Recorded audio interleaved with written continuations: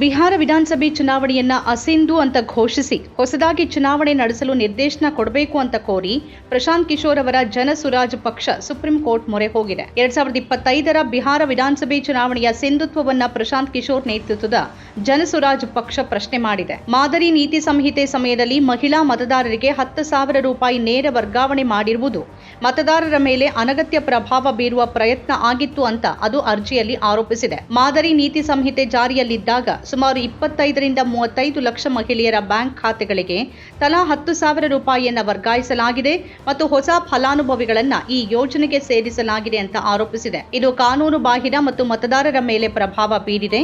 ಅನಗತ್ಯ ಪ್ರಭಾವ ಬೀರಿ ಮತದಾರರನ್ನ ದೊಡ್ಡ ಮಟ್ಟದಲ್ಲಿ ಓಲೈಸಲು ರೂಪಿಸಿದ ಯೋಜನೆ ಅದಾಗಿತ್ತು. ಬಿಹಾರ ಸರ್ಕಾರದ ಈ ನಡೆ ಸಂಪೂರ್ಣ ಚುನಾವಣಾ ಫಲಿತಾಂಶವನ್ನೇ ಹಾಳು ಮಾಡಿದೆ ಅಂತ ಪಕ್ಷ ಹೇಳಿದೆ. ಮುಖ್ಯ ನ್ಯಾಯಮೂರ್ತಿ ಸೂರ್ಯಕಾಂತ್ ಮತ್ತು ನ್ಯಾಯಮೂರ್ತಿ ಜೋಯ್ಮಾಲ್ಯಾ ಬಾಗ್ಚಿ ಅವರನ್ನ ಒಳಗೊಂಡ ಪೀಠ ಶುಕ್ರವಾರ ಈ ಅರ್ಜಿಯ ವಿಚಾರಣೆ ನಡೆಸಲಿದೆ. ಮಾದರಿ ನೀತಿ ಸಂಹಿತೆ ಜಾರಿಯಲ್ಲಿರುವಾಗ ಹಣ ವರ್ಗಾವಣೆ ಮತ್ತು ಫಲಾನುಭವಿಗಳ ಸೇರ್ಪಡೆ ಕಾನೂನು ಬಾಹಿರ ಅಂತ ಘೋಷಿಸಲು ಅರ್ಜಿಯಲ್ಲಿ ಕೋರಲಾಗಿದೆ. ಜೀವಿಕಾ ಸ್ವಸಹಾಯ ಗುಂಪಿನೊಂದಿಗೆ ಸಂಬಂಧ ಹೊಂದಿರುವ 1.8 ಲಕ್ಷ ಮಹಿಳಾ ಫಲಾನುಭವಿಗಳನ್ನ 2 ಹಂತದ ಚುನಾವಣೆಯ ಸಮಯದಲ್ಲಿ ಮತಗಟ್ಟೆ ಸಿಬ್ಬಂದಿಯಾಗಿ ನೇಮಿಸಿರುವುದು ಕೂಡ ಕಾನೂನು ಬಾಹಿರವಾಗಿದೆ ಅಂತ ಅರ್ಜಿಯಲ್ಲಿ ಆರೋಪಿಸಲಾಗಿದೆ. ಇದು ಚುನಾವಣಾ ಪ್ರಕ್ರಿಯೆಯ ನ್ಯಾಯಸಮ್ಮತತೆಗೆ ಧಕ್ಕೆ ತಂದಿದೆ ಅಂತ ಆರೋಪಿಸಿದೆ. ಸುಪ್ರೀಂ ಕೋರ್ಟ್ನ ಹಿಂದಿನ ಆದೇಶವನ್ನ ಉಲ್ಲೇಖಿಸಿ ಬಿಹಾರದಲ್ಲಿ ಹೊಸ ಚುನಾವಣೆಗೆ ನಿರ್ದೇಶನ ನೀಡುವಂತೆ ಕೋರಲಾಗಿದೆ ಮತ್ತು ಚುನಾವಣೆಯ ಸಮಯದಲ್ಲಿ ಉಚಿತ ಘೋಷಣೆಗಳು ಮತ್ತು ನೇರ ಪ್ರಯೋಜನ ವರ್ಗಾವಣೆ ಯೋಜನೆಗಳ ಕುರಿತು ಸ್ಪಷ್ಟ ಮಾರ್ಗಸೂಚಿಗಳನ್ನು ರೂಪಿಸಲು ಚುನಾವಣಾ ಆಯೋಗಕ್ಕೆ ಸೂಚಿಸುವಂತೇನು ನ್ಯಾಯಾಲಯವನ್ನ ಪಕ್ಷ ಕೋರಿದೆ. ಸಂವಿಧಾನದ 324ನೇ ವಿಧಿ ಮತ್ತು ಚುನಾವಣೆಯಲ್ಲಿ ಲಂಚ ಮತ್ತು ಭ್ರಷ್ಟಾಚಾರದ ಬಗ್ಗೆ ವ್ಯವಹರಿಸುವ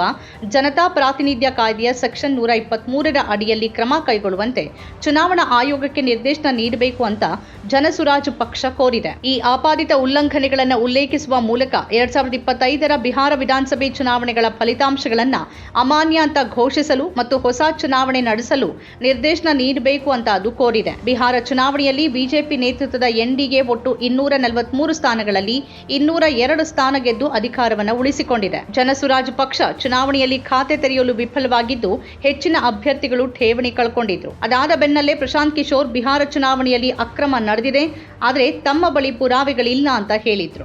ನಮ್ಮ ಕಾರ್ಯಕ್ರಮಗಳನ್ನ ನೀವು ನೋಡ್ತಾ ಇದ್ರೆ ನಮ್ಮ ಚಾನೆಲ್ ಅನ್ನ ಸಬ್ಸ್ಕ್ರೈಬ್ ಮಾಡಿ, ಪಕ್ಕದ ಬೆಲ್ ಐಕಾನ್ ಒತ್ತಿ ನಮ್ಮನ್ನ ಬೆಂಬಲಿಸಿ.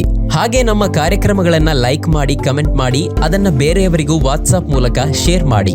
ನೀವು ಹೀಗೆ ಮಾಡಿದಾಗ ನಮ್ಮ ಚಾನೆಲ್ ಇನ್ನಷ್ಟು ಮತ್ತಷ್ಟು ಜನರಿಗೆ ತಲುಪಲು ನೀವು ನಮ್ಮೊಂದಿಗೆ ಸಹಕರಿಸಿದ ಹಾಗಾಗುತ್ತೆ.